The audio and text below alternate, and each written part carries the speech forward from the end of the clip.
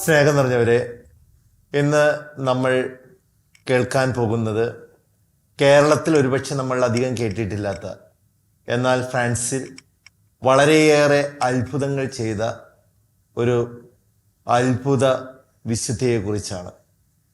ആ വിശുദ്ധയുടെ പേര് ജർമ്മയിൻ എന്നാണ്.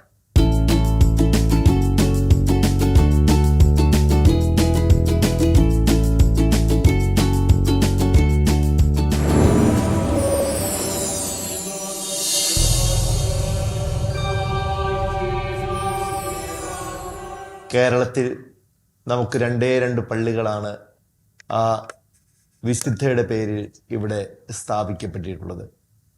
ജർമ്മയിൻ ജനിച്ചത് ഫ്രാൻസിലെ ഒരു ചെറിയ ഗ്രാമത്തിലാണ്. ആ ഗ്രാമത്തിൽ 1800കളിൽ പോലും 2000 ആളുകളെ ഉണ്ടായിരുന്നുള്ളൂ എന്ന് പറഞ്ഞാൽ 1500കളിൽ, അതായത് ജർമ്മയിൻ ജനിച്ച ആ കാലഘട്ടത്തിൽ വളരെ ചെറിയ ഒരു ഗ്രാമമാണ് എന്ന് മനസ്സിലാക്കേണ്ടിയിരിക്കുന്നു. അവിടെ ഒരു കുലീന കുടുംബത്തിൽപ്പെട്ട കുസിൻ കുടുംബം ഒരു വലിയ കുടുംബമാണ്. ആ കുടുംബത്തിൽ ലോറൻസ് എന്ന് പറയുന്ന ഒരു വ്യക്തിയുടെ മകളായിട്ടാണ് അവൾ പിറന്നു വീണത്. ലോറൻസ് കുസിൻ, അയാൾ വളരെയേറെ പ്രതാപം നിറഞ്ഞ സമൂഹത്തിൽ പ്രതാപമുള്ള ഒരു വ്യക്തിയായിരുന്നു. അയാൾക്ക് ആ വനത്തിലെ മരങ്ങൾ മുറിച്ച് കടത്താനുള്ള അധികാരമുണ്ടായിരുന്നു എന്ന് ചരിത്ര പുസ്തകങ്ങളിൽ നിന്ന് നാം മനസ്സിലാക്കുന്നു. മാത്രമല്ല, അദ്ദേഹം ആ നഗരത്തിൻ്റെ ഭരണാധികാരിയായും അവിടുത്തെ മജിസ്ട്രേറ്റ് ആയിട്ടെല്ലാം അയാൾ തിരഞ്ഞെടുക്കപ്പെട്ടിട്ടുണ്ട്.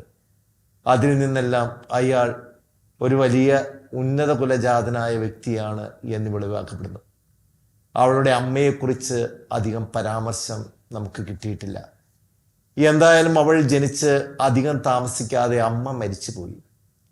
ഈ അമ്മയായിരിക്കണം അവളെ സ്നേഹത്തിൻ്റെയും വിശ്വാസത്തിൻ്റെയും ബാലപാഠങ്ങൾ പഠിപ്പിച്ചത്.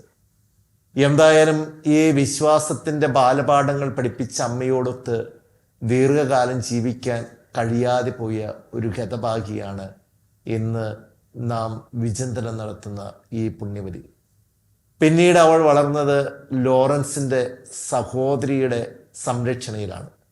സഹോദരിയെക്കുറിച്ച് പറയുന്നതും, സഹോദരി വളരെയേറെ പ്രാർത്ഥനാ തീഷ്ണതയുള്ള, വളരെയേറെ ഭക്തികാര്യങ്ങളിൽ വളരെയേറെ ശ്രദ്ധ പുലർത്തുന്ന ഒരു കുട്ടിയായിരുന്നു എന്നാണ്. അങ്ങനെ ബാല്യകാലത്ത് സംരക്ഷിക്കപ്പെട്ട അവൾ പിന്നീട് ഈ സഹോദരിയുടെ നിർബന്ധം മൂലം ലോറൻസ് മറ്റൊരു വിവാഹം കഴിക്കേണ്ടി വന്നു. അങ്ങനെ അയാൾ മറ്റൊരു വിവാഹം കഴിച്ചതോടുകൂടി ഇവിടെ ജർമ്മയൻ്റെ ജീവിതത്തിന് മാറ്റം സംഭവിക്കുകയാണ്. അപ്പോഴേക്കും ജർമ്മയൻ കഠിനമായിട്ടുള്ള കണ്ഠമാല എന്ന് പറയുന്ന ഒരു രോഗം, ആ രോഗത്തെക്കുറിച്ച് ഒരുപക്ഷെ നമുക്ക് ഈ കാലഘട്ടത്തിൽ, അല്ലെങ്കിൽ അതിന് മറ്റൊരു പേരുണ്ടായിരിക്കാം, നമുക്ക് വലിയ പരിചയമില്ലായിരിക്കാം. ആ രോഗം എന്ന് പറയുന്നത് കഴുത്തിൽ നിറയെ വ്രണങ്ങൾ, കഴുത്തിനോട് ചേർന്നുള്ള ഗ്രന്ഥികൾ പൊട്ടുകയും അത് ഉണങ്ങാതെ വ്രണങ്ങളായി മാറുകയും അത് വളരെ അസ്വസ്ഥതയും അറപ്പുമുളവാക്കുന്ന രീതിയിൽ വളർന്നു വരികയും ചെയ്യുന്ന ഒരു രോഗമാണ്. ആ രോഗത്തിന് അവൾ അടിമയാകുകയും ചെയ്തു. അതുകൊണ്ടായിരിക്കണം അവൾക്ക് പ്രാഥമിക വിദ്യാഭ്യാസം പോലും കിട്ടിയില്ല. ഈ രണ്ടാനമ്മയുടെ വരവോടുകൂടി അവളെ പിന്നീട് വീടിൻ്റെ അകത്തേക്ക് കയറ്റാതെയായി. വളരെയേറെ അമ്മയിൽ നിന്ന്, ഈ രണ്ടാനമ്മയിൽ നിന്ന് വളരെയേറെ ദുസ്സഹമായ പീഡകൾ അനുഭവിക്കേണ്ടി വന്നിട്ടുണ്ട് ആ കുട്ടിക്ക്. അവളെ വലിയ വടി കൊണ്ട് തല്ലുമായിരുന്നു എന്ന് നമ്മൾ കാണുന്നു. അങ്ങനെ അടിയേറ്റ് അവൾ വീഴുക പോലും ചെയ്യുമായിരുന്നു. അപ്പോൾ അടിയേറ്റ് വീണ ക്രിസ്തുനാഥനെക്കുറിച്ചുള്ള ഓർമ്മകളും ആ ക്രിസ്തുനാഥൻ്റെ മണവാട്ടിയാകാനുള്ള യോഗ്യതയായിട്ടും അവൾ അതിനെ കണക്കാക്കി എന്ന് നമ്മൾ കാണുന്നു. അവളെൻ്റെ വീടിൻ്റെ അകത്ത് പോലും കയറ്റാതെ വീടിനോട് ചേർന്നുള്ള ഫാം ഹൗസിൽ കോഴികളെയും ആടുകളെയും ഒക്കെ വളർത്തുന്ന വീട്, അതിൻ്റെ താഴത്തെ തട്ടിൽ കോണിപ്പടിയുടെ താഴെയായിട്ടൊരു ചെറിയ മുറി തിരിച്ചാണ് അവളെ അവിടെ പാർപ്പിച്ചത്. കാരണം ഈ രോഗം മറ്റുള്ളവർക്ക്, അതായത് ലോറൻസിൻ്റെ രണ്ടാമത്തെ ഭാര്യയിൽ നിന്ന് ജനിച്ചിരിക്കുന്ന കുഞ്ഞുങ്ങൾക്കും അവർക്കുമെല്ലാം പകരുമോ എന്നുള്ള ഒരു ചിന്തയായിരിക്കണം അവളെ അതിൻ്റെ അകത്ത് താമസിപ്പിച്ചത്. അവൾക്ക് അല്പം ഭക്ഷണം മാത്രമാണ് നൽകിയിരുന്നത്. ഇവൾ എങ്ങനെയെങ്കിലും മരിച്ചു പോയിക്കൊള്ളട്ടെ എന്ന ചിന്ത ആ അമ്മയ്ക്ക് ഉണ്ടായിരുന്നു കാണും. അവളെ നിരന്തരമായിട്ട് ഒത്തിരിയേറെ ആടുകളുള്ള ഒരു വീടായിരുന്നു. ആടുകളെ മേയ്ക്കാനായിട്ട് അവളെ വിടുമായിരുന്നു എന്ന് നമ്മൾ കാണുന്നു. ആടുകളെ മേയ്ക്കുവാനായി കാടുകളിലേക്ക് പോകുമ്പോൾ ഒരു 2-3 റൊട്ടിക്കഷ്ണങ്ങൾ അവൾക്ക് പൊതിഞ്ഞു കൊടുക്കും. അതായിരുന്നു അവളുടെ ഭക്ഷണം. വയറ് നിറയെ ഭക്ഷണം കഴിക്കാൻ അവൾ ആഗ്രഹിച്ചിട്ടുണ്ട്. ചരിത്ര പുസ്തകങ്ങൾ സാക്ഷ്യപ്പെടുത്തുന്നതനുസരിച്ചാണെങ്കിൽ തൻ്റെ വീട്ടിൽ പട്ടിക്ക് കൊടുക്കുന്ന ഭക്ഷണം പട്ടി ബാക്കി വെക്കുന്നതിൽ നിന്ന് പോലും അവൾ അതെടുത്ത് ഭക്ഷിച്ച് അവൾക്ക് വിശപ്പടക്കേണ്ടി വന്നിട്ടുണ്ട്. അങ്ങനെ കൊടിയൊരു ദാരിദ്ര്യത്തിലൂടെ, ഉള്ള വീടാണെങ്കിൽ പോലും കൊടിയമായിട്ടുള്ള പീഡനങ്ങളുടെ ഫലമായിട്ട് ദാരിദ്ര്യത്തിലൂടെ കടന്നു പോകേണ്ടി വന്നൊരു കുട്ടി. എന്നാലും ആരോടും പരിഭവങ്ങളില്ല. അവളെ ഒത്തിരിയേറെ വീട്ടുകാർ അവളെ മാറ്റി നിർത്തുമായിരുന്നുവെങ്കിലും ബാക്കിയുള്ള കുട്ടികൾക്കെല്ലാം അവളെ വലിയ ഇഷ്ടമായിരുന്നു. അവരെല്ലാം ആടുകളെ മേയ്ക്കാൻ പോകുന്ന ആ കുട്ടികളെല്ലാം അവളുടെ അടുത്ത് വരും. അവൾ കേട്ടിട്ടുള്ള വിശുദ്ധന്മാരുടെ കഥകൾ പറഞ്ഞു കൊടുക്കും. അവൾ വിശുദ്ധ കുർബാനയിൽ നിരന്തരം സംബന്ധിക്കുന്നവളാണ്. അവിടെ വൈദികർ പറയുന്ന പ്രസംഗങ്ങൾ ശ്രദ്ധാപൂർവം കേട്ടിരിക്കുന്നവളാണ്. അവർ പറയുന്ന പ്രസംഗങ്ങളും അവർ പറയുന്ന ആശയങ്ങളുമെല്ലാം അവർ ഈ കൊച്ചുകുട്ടികൾക്കായി വളരെ വിശദീകരിച്ച് പറഞ്ഞു കൊടുക്കും. അവളുടെ ദൈവസ്നേഹത്തെക്കുറിച്ചുള്ള കഥകൾ പറഞ്ഞു കൊടുക്കുമ്പോൾ അത് വളരെ അവർണ്ണീയമായിട്ടുള്ള ഒരു വലിയ അനുഭൂതി പകരുമായിരുന്നു എന്ന് പലരും സാക്ഷ്യപ്പെടുന്നു. അത്രയേറെ ദൈവസ്നേഹത്തെക്കുറിച്ച്, വിശുദ്ധരുടെ കഥകളെക്കുറിച്ചെല്ലാം അവർക്ക് പറഞ്ഞു കൊടുത്ത് അവരെ നിരന്തരം പ്രാർത്ഥനയിൽ വളർത്താനായിട്ട് ശ്രദ്ധിച്ചിരുന്നു. അങ്ങനെ ഒരു ദിവസം ഈ താഴ്വരയുടെ താഴെ കുറച്ച് ദൂരെ മാറി മറ്റു ഉൾക്കാടുകളിലേക്ക് പോയാൽ അവിടെ ധാരാളം പുല്ലുണ്ട്. പക്ഷെ വന്യമൃഗങ്ങളുടെ ആവാസ കേന്ദ്രമാണ്. ഒരു ദിവസം ഇവൾക്ക് രാവിലെ റൊട്ടി പൊതിഞ്ഞു കൊടുക്കുമ്പോൾ അവളുടെ രണ്ടാനമ്മ പറഞ്ഞു, ഇന്ന് ആ സ്ഥലത്ത് ഉൾക്കാടുകളിലേക്ക് പോയി ആടുകളെ മേയ്ക്കണമെന്ന് ആവശ്യപ്പെടുകയുണ്ടായി. അത് കേട്ട് അവൾ ഞെട്ടിപ്പോയി. കാരണം തലേ ദിവസം പോലും തൻ്റെ അയൽവക്കക്കാർ ആടുകളെ കൊണ്ടുപോകുമ്പോൾ അതിൽ 2 ആടുകളെ ഈ ചെന്നായ്ക്കൾ പിടിച്ചു കൊണ്ടുപോവുകയും മാത്രമല്ല ഈ കുട്ടികളെ ആക്രമിക്കാൻ മുതിരുകയും ചെയ്തു എന്ന് അവൾ കഴിഞ്ഞ ദിവസം പോലും കേട്ടിട്ടുള്ളതാണ്. എന്നിരുന്നാലും തൻ്റെ അമ്മയുടെ നിബന്ധനയാണല്ലോ എന്ന് കരുതി അവൾ അവിടെ ചെല്ലുന്നു. അവിടെ ചെന്ന് അവൾ പേടിമുറ്റിയ ആ അന്തരീക്ഷത്തെ നമുക്ക് വളരെ മനോഹരമായിട്ട് ചരിത്രകാരന്മാർ വിവരിച്ചു തരുന്നുണ്ട്. നിശബ്ദതയെ ഭഞ്ജിക്കുന്ന ഈ ക്രൂരമൃഗങ്ങളുടെ മൂളലുകൾ അവളെ ഭയപ്പെടുത്തുന്നുണ്ട്. അവൾ എല്ലാ ദിവസവും വീടിനടുത്തുള്ള താഴ്വരയിൽ അവൾ ആടിനെ മേയ്ക്കുമ്പോൾ, പള്ളിയിൽ നിന്ന് ശബ്ദം കേൾക്കുമ്പോൾ, മണിയടിയുടെ ശബ്ദം കേൾക്കുമ്പോൾ അവൾ ആടിനെ അവിടെ നിർത്തി വിശുദ്ധ കുർബാനയ്ക്ക് പോകുമായിരുന്നു. ഇവിടെയും അവൾക്ക് കുർബാനയ്ക്ക് മണിയടി അവൾ കേൾക്കുന്നുണ്ട്. വിശുദ്ധ കുർബാനയ്ക്ക് പോയാൽ ചുറ്റുപാടുമുള്ള ക്രൂരമൃഗങ്ങൾ ആടിനെ ഉപദ്രവിക്കും. അതിനാൽ അവളുടെ കയ്യിൽ ഒരു വടിയുണ്ടായിരുന്നു. ഈ വടി അവൾ അവിടെ നാട്ടി നിർത്തിയിട്ട്, ഇടയ വടി അവിടെ നാട്ടി നിർത്തിയിട്ട് അവൾ ആടുകളോട് കൽപ്പിക്കുന്നു, ഈ വടിയുടെ ചാരെ നിന്ന് പോകരുത് എന്ന നിർദ്ദേശം ആടുകൾക്ക് കൊടുത്തിട്ട് അവൾ വിശുദ്ധ കുർബാനയ്ക്ക് പോയി. ആടുകൾ ആ വടിയുടെ ചുറ്റുപാട് നിന്ന് പുല്ല് തിന്നുകയും ക്രൂരമൃഗങ്ങൾ അവയെ തൊടുക പോലും ചെയ്തില്ല എന്ന് നമ്മൾ കാണുകയാണ്. പിന്നീട് അവൾ തിരിച്ചു വന്ന് കുറെ നേരം അവൾ പ്രാർത്ഥനയിലൊക്കെ മുഴുകിയിരിക്കുമ്പോൾ ഒരു ആട്ടിൻകുട്ടി ഈ വടിയുടെ ദൂരേക്ക് പോകുന്നത് അവൾ കണ്ടു. അപ്പോഴേക്കും അതിനെ പിടിക്കാനായിട്ടൊരു ക്രൂരനായ ചെന്നായ, വലിയൊരു ചെന്നായ ചാടി വരുന്നതും അവൾ കണ്ടു. ഉടൻ തന്നെ അവൾ ആ ചെന്നായ മനുഷ്യനെ ആക്രമിക്കുന്ന ജീവിയാണ് എന്ന് പ്രേക്ഷകർക്ക് അറിയാമല്ലോ. ഉടൻ തന്നെ അവൾ ഭയം കൂടാതെ ഈ കുട്ടി ഈ ചെന്നായുടെ മുന്നിലേക്ക് ഓടിച്ചെന്നു. ഈ ചെന്നായാകട്ടെ അവളെ കണ്ട നിമിഷം പേടിച്ച് കാടുകളിലേക്ക് മറഞ്ഞുപോയി എന്നാണ് സാക്ഷ്യപ്പെടുത്തിയിരിക്കുന്നത്. ഈ സ്ഥലത്ത് തന്നെ ഒത്തിരിയേറെ അത്ഭുതങ്ങൾ നടന്നതായി സാക്ഷ്യപ്പെടുത്തിയിട്ടുണ്ട്.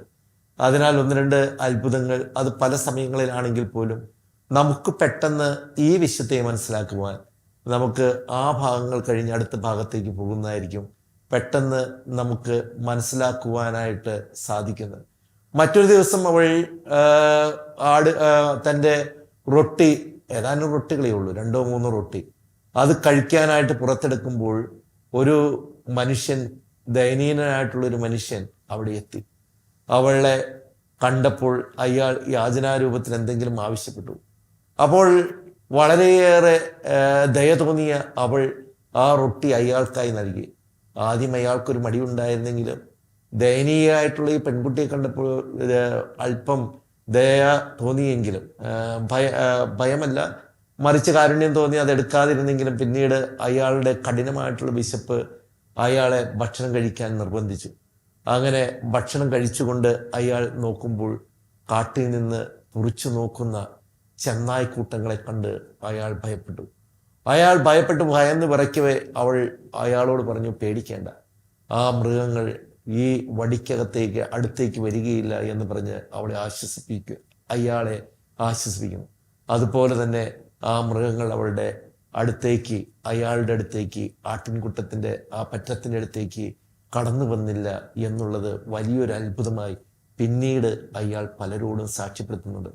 മറ്റൊരു ദിവസം ഈ സ്ഥലത്ത് തന്നെ അവൾ മറ്റു കുട്ടികളോടുകൂടി ആടുകളെ മേയ്ക്കുകയായിരുന്നു. സാധാരണ ആ സ്ഥലത്തേക്ക് ആരും വരാത്തതാണ്.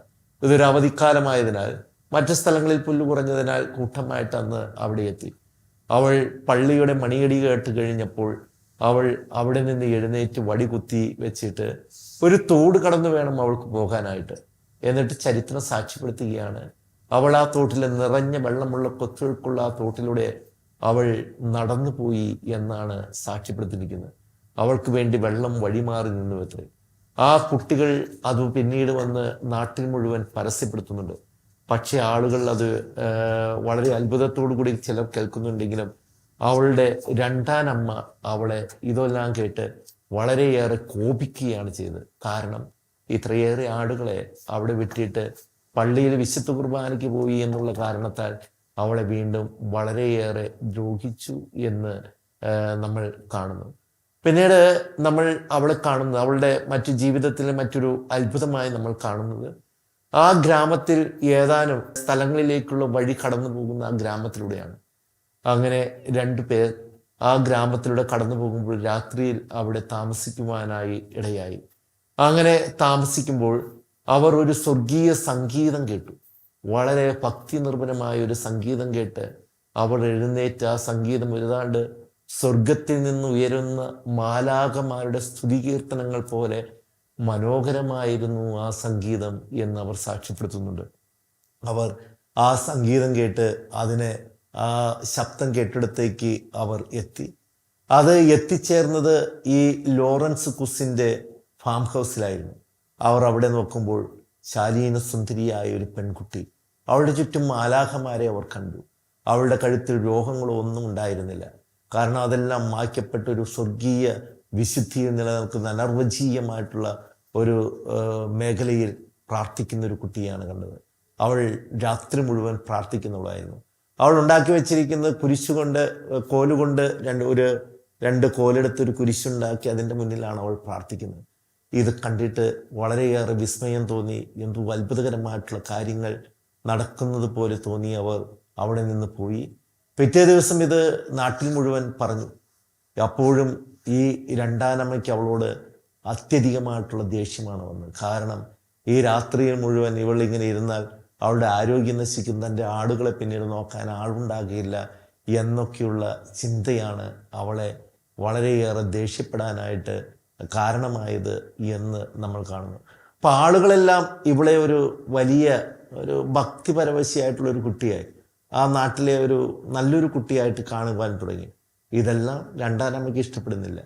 ഒരു ദിവസം ആളുകൾ നോക്കുമ്പോൾ ഈ രണ്ടാനമ്മ അവളുടെ പിന്നാലെ ഒരു വടിയുമെടുത്ത് ഓടിക്കുന്ന കാഴ്ചയാണ് കണ്ടത്. അവൾ ആക്രോശിക്കുന്നുണ്ട്, കള്ളി നിൽക്കവിടെ, നിന്നെ ഇന്ന് ഞാൻ കൈയോടെ പിടിക്കും എന്നൊക്കെ പറയുന്നുണ്ട്. ഇതെല്ലാം കണ്ട് എല്ലാ ദിവസവും പള്ളിയിൽ പോകുന്ന, കുട്ടികൾക്ക് നല്ല കഥകൾ പറഞ്ഞു കൊടുക്കുന്ന ഈ കുട്ടിയെ കള്ളി എന്ന് വിളിക്കുന്നതൊക്കെ കണ്ടിട്ട് ആളുകൾ ചുറ്റും കൂടി. അപ്പോൾ ഈ സ്ത്രീ വളരെയേറെ ദേഷ്യത്തോടുകൂടി അവളെ അടുത്തെഴുത്തി അവളെ പിടിച്ചു നിർത്തി ചുറ്റും കൂടി ആളുകളോട് ആക്രോശിച്ചു കൊണ്ട് പറയുന്നുണ്ട്, ഇന്ന് ഇവളുടെ കള്ളി ഞാൻ പുറത്താക്കും. കാരണം ഞാൻ ഉണ്ടാക്കി വെച്ചിരിക്കുന്ന റൊട്ടികളിൽ 3-4 എടുത്ത് അവിടെ നിന്ന് അവൾ മോഷ്ടിച്ചെടുത്തുകൊണ്ടാണ് ഈ പോകുന്നത്. അത് അവളുടെ ഏപ്രിനിൽ അവൾ പൊതിഞ്ഞു വെച്ചിട്ടുണ്ട്. അവൾ തൻ്റെ ഏപ്രിൻ ഇങ്ങനെ വളരെയേറെ ശ്രദ്ധയോടെ പൊതിഞ്ഞു പിടിച്ചിട്ടുമുണ്ട്. അപ്പോൾ ആളുകളെല്ലാം കൂടി നിൽക്കുകയാണ്. അവളോട് ആ കൈയെടുക്കാൻ അവൾ ആജ്ഞാപിച്ചു, ഈ രണ്ടാനമ്മ ആജ്ഞാപിച്ചു. അങ്ങനെ കൈകളെടുത്തപ്പോൾ നമ്മൾ കാണുന്നത്, ചരിത്രം സാക്ഷ്യപ്പെടുത്തുന്നത്, അവളുടെ ഏപ്രിലിൽ നിന്ന് നല്ല മണമുള്ള നല്ല പനിനീർ പൂക്കൾ ചാടി വന്നു എന്നാണ് നമ്മൾ കാണുന്നത്. നല്ല തെളിഞ്ഞ പനിനീർ പൂക്കളാണ് അവിടെ കാണാൻ കണ്ടത്. ഇത് കണ്ട് ഈ രണ്ടാനമ്മ അത്ഭുതപരവശിയായി എന്ന് നാം മനസ്സിലാക്കുന്നു. ഈ തരത്തിലുള്ള സംഭവങ്ങൾ ചരിത്രത്തിൽ ഇതിനു മുൻപും സംഭവിക്കപ്പെട്ടിട്ടുണ്ട്. നമ്മൾ കാണുന്നുണ്ട്, ന്യൂസിലൻഡിലെ രാജ്ഞി അവൾ തൻ്റെ പാവപ്പെട്ടവർക്ക് വേണ്ടി കൊടുക്കുന്നതിന് വേണ്ടി സ്വർണങ്ങൾ കൊട്ടാരത്തിൽ നിന്ന് എടുത്തുകൊണ്ട് പോകുമ്പോൾ രാജാവ് ആവശ്യപ്പെടുകയും അത് തുറന്നു കാണിക്കാൻ ആവശ്യപ്പെടുന്നതനുസരിച്ച്, ആജ്ഞയനുസരിച്ച് അവൾ തുറന്നു കാണിക്കുമ്പോൾ അത് പനിനീർ പൂക്കളായിട്ട് കാണപ്പെടുകയും ചെയ്യുന്നു എന്നുള്ള ചരിത്ര സംഭവങ്ങളെല്ലാം മറ്റ് വിശുദ്ധരുടെ ജീവിതത്തിൽ നിന്നൊക്കെ നമ്മൾ മനസ്സിലാക്കിയിട്ടുണ്ട്. ആ തരത്തിലുള്ളൊരു സംഭവം ഇവളുടെ ജീവിതത്തിൽ ഇതിലൂടെ നടത്തപ്പെടുകയാണ്. അങ്ങനെ വളരെയേറെ ഭക്തിയോടെ വളരെയേറെ തീഷ്ണതയോടുകൂടി ജീവിച്ച പെൺകുട്ടി. അവൾ ഈ ഭക്ഷണമില്ല, അതുപോലെ തന്നെ അവളുടെ ജീവിതത്തിൽ കിടന്നുറങ്ങാൻ നല്ല അവസ്ഥയില്ല. അവളുടെ കിടക്കയെക്കുറിച്ച് പറയുന്നത് പഴയ കോലുകളെല്ലാം നിരത്തി അതിൻ്റെ അകത്ത് കുറച്ച് ചപ്പും ചവറൊക്കെ ഇട്ട് ബെഡ്ഷീറ്റ് നിരത്തി അതിനാണ് അവൾ ബെഡായിട്ട് ഉപയോഗിച്ചുകൊണ്ടിരുന്നത് എന്നാണ്. ഇത്രയേറെ സഹനങ്ങളുണ്ടായിട്ടും ഇത്രയേറെ പ്രതിസന്ധികളുണ്ടായിട്ടും യാതൊരു മടിപ്പും കൂടാതെ യാതൊരു പ്രശ്നവും കൂടാതെ ദൈവത്തോട് ചേർന്ന് നിൽക്കാനായിട്ട് അവൾക്ക് സാധിച്ചു. അങ്ങനെയിരിക്കെ 2 സന്യാസിമാർ ആ ടൗണിലൂടെ കടന്നു പോകാനിടയായി. രാത്രി വളരെ വൈകിയതിനാൽ അവർ ആ ഗ്രാമത്തിൽ അവിടെ തങ്ങി. രാത്രിയായി കഴിഞ്ഞപ്പോൾ അതിലൊരാൾ ചന്ദ്രനെ നോക്കിയിട്ട് പറഞ്ഞു, ഇതാ നോക്കൂ, ഇന്ന് ചന്ദ്രൻ വളരെ പ്രത്യേകതരമായിട്ട് ഇറങ്ങി വരുന്നത് പോലെ തോന്നുന്നു. അയാൾ മറ്റേ ആളെയും സന്യാസിയെയും വിളിച്ചു. അങ്ങനെ അവർ നോക്കിക്കഴിയുമ്പോൾ 2 പ്രകാശധാരകൾ ഈ കെട്ടിടത്തിലേക്ക് ഇറങ്ങി വരുന്നതായി അവർ കണ്ടു. ഭയത്തോടും ഭക്തിയോടും കൂടി അവർ അത് നോക്കി നിൽക്കുമ്പോൾ പിന്നീടത് ആ കെട്ടിടത്തിൻ്റെ അകത്തേക്ക് ഇറങ്ങിപ്പോവുകയും 3 പ്രകാശധാരകൾ തിരികെ കയറിപ്പോകുന്നതും കണ്ടു. അതിൽ 2 പ്രകാശധാരകൾക്ക് ചിറകുണ്ട്, മറ്റൊന്നിന് ഒരു പെൺകുട്ടിയുടെ രൂപമാണ്. ആ പെൺകുട്ടി തലയിൽ ഒരു കിരീടം ധരിച്ചിട്ടുണ്ട്. ആ അത്ഭുതകരമായിട്ടുള്ള കാഴ്ച അവരെ എന്തോ ഇവിടെ സംഭവിച്ചിട്ടുണ്ട് എന്നൊരു ചിന്തയിലേക്ക് നയിച്ചു. പിറ്റേ ദിവസം ഈ കുട്ടിയുടെ രണ്ടാനമ്മ അവൾക്ക് കൊടുക്കുവാനുള്ള ജർമ്മേന് കൊടുത്തുവിടാനുള്ള റൊട്ടിയൊക്കെ ഉണ്ടാക്കി വെച്ച് സമയമായിട്ടും അവൾ എത്തുന്നില്ല. ആയി കഴിഞ്ഞപ്പോൾ അവൾക്ക് ആദിയായി. അവൾ ഇനി തന്നോട് പറയാതെ പോയിട്ടുണ്ടാകുമോ? എന്തായാലും അവളെ വിളിക്കാനായിട്ട് ആ ഫാം ഹൗസിലേക്ക് ചെല്ലുന്നു. ഫാം ഹൗസിലേക്ക് ചെല്ലുമ്പോൾ അവിടെ ആടുകളൊക്കെ അക്ഷമരായിട്ട് കാത്തു നിൽക്കുന്ന ബഹളമുണ്ടാക്കുന്ന കാഴ്ചയാണ് കണ്ടത്. മുറിയിലേക്ക് കടന്നു ചെല്ലുമ്പോൾ ചേതനയേറ്റ അവളുടെ ശരീരമാണ് അവിടെ കാണുന്നത്. എന്തോ ഇത്രയും നാൾ അവളോട് ക്രൂരമായിട്ട് പ്രവർത്തിച്ച അവളുടെ ജീവിതത്തിൽ പെട്ടെന്നൊരു മാറ്റമാണ് ഈ ചരിത്ര പുസ്തകങ്ങളൊക്കെ സാക്ഷ്യപ്പെടുന്നത്. വല്ലാതെ വേദനിക്കുന്നുണ്ട് ആ സ്ത്രീ. ഇതുവരെയും അവളോട് വളരെയേറെ സ്നേഹം കാണിക്കാനായിട്ട് സാധിച്ചിട്ടില്ല. ഇതുവരെയും അവൾക്ക് അർഹിക്കുന്നൊരു പരിഗണന ചിലപ്പോൾ ഈ രോഗത്തെയൊക്കെ പേടിച്ചിട്ടായിരിക്കും, തൻ്റെ കുട്ടികൾക്ക് വരുമോ എന്നുള്ള പേടിയായിരിക്കും, എന്നുള്ള ചിന്തയൊക്കെയായിരിക്കും. ഇപ്പോൾ മരിച്ചു കിടക്കുമ്പോൾ അവളുടെ ഹൃദയം വളരെയേറെ ആർദ്രമതയോടെ ഇവൾക്ക് ഇതുവരെയും ഒന്നും ചെയ്തിട്ടില്ലല്ലോ എന്ന ചിന്തയാൽ അവളുടെ ഹൃദയം മുറുങ്ങി എന്നാണ് നാം കാണുന്നത്. അവൾ പുറത്തേക്ക് ഇറങ്ങിയപ്പോൾ 2 സന്യാസിമാർ നേരെ എതിരെ വരുന്നത് കണ്ടു. കലങ്ങിയ കണ്ണുമായി അവൾ അവരോട് ചോദിച്ചു, നിങ്ങൾ പ്രഭാത ഭക്ഷണം വല്ലതും കഴിച്ചോ?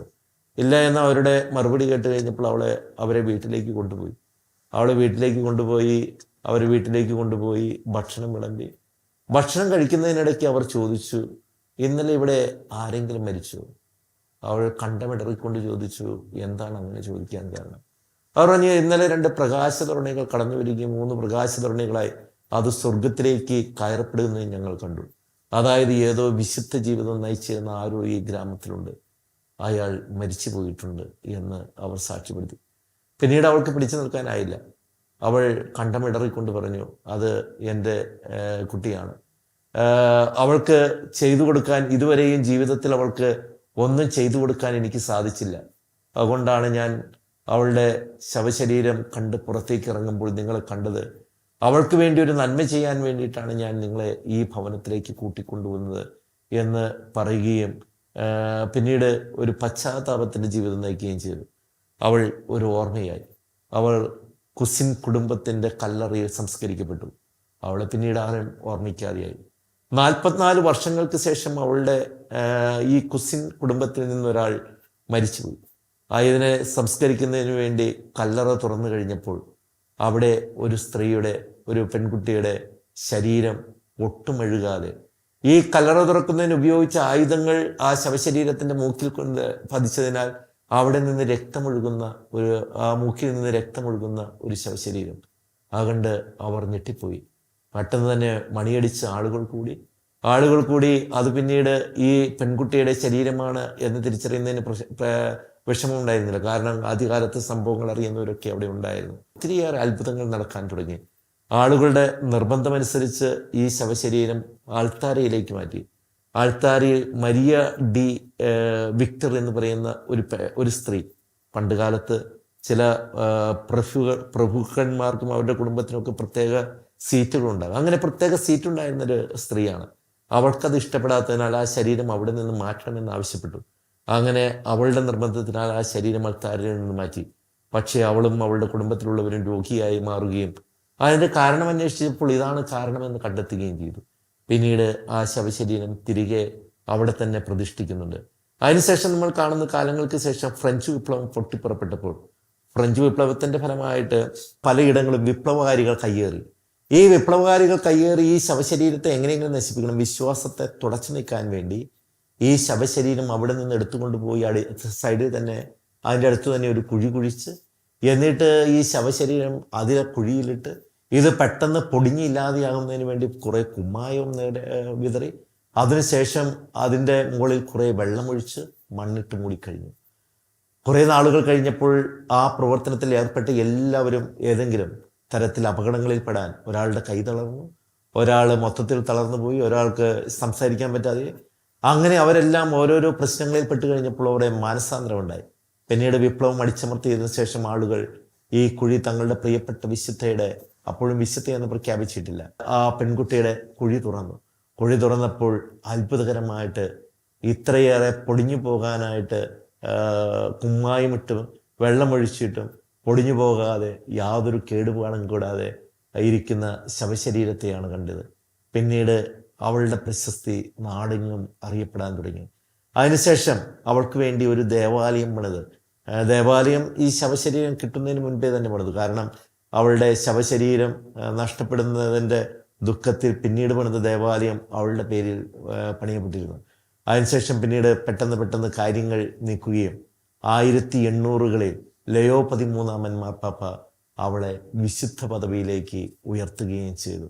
ഫ്രാൻസിൽ ഇത്രയേറെ അത്ഭുതങ്ങൾ സൃഷ്ടിച്ചിട്ടുള്ള ഒരു വിശുദ്ധ ഉണ്ടായിട്ടില്ല എന്നാണ് ചരിത്ര പുസ്തകങ്ങൾ സാക്ഷ്യപ്പെടുത്തുന്നത്. അവളുടെ വിശുദ്ധി ലോകമെമ്പാടും അറിയപ്പെടാൻ തുടങ്ങി. നമ്മുടെ കൊച്ചു കേരളത്തിലും 2 പള്ളികൾ ഈ വിശുദ്ധയുടെ പേരിലുണ്ട് എന്ന് നമുക്ക് ചരിത്രം പഠിക്കുമ്പോൾ നമുക്ക് കാണുവാൻ സാധിക്കും. വളരെയേറെ സ്നേഹത്തിൽ, തന്നെ ഇത്രയേറെ ദ്രോഹിച്ചിട്ടും തന്നെ ഇത്രയേറെ വെറുത്തിട്ടും അവൾ അമ്മയ്ക്ക് വേണ്ടി നിരന്തരം പ്രാർത്ഥിക്കുമായിരുന്നു എന്നാണ് നമുക്ക് കാണാൻ സാധിക്കുന്നത്.